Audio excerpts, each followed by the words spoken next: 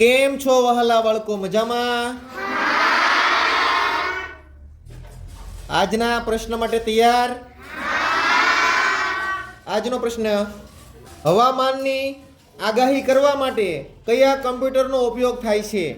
જે હવામાન છે એની આગાહી કરવા માટે જે કમ્પ્યુટરનો ઉપયોગ થાય છે એ કયું કમ્પ્યુટર છે? બોલો ધર્મભાઈ. Normal computer. નોર્મલ કોમ્પ્યુટર ના બેટા.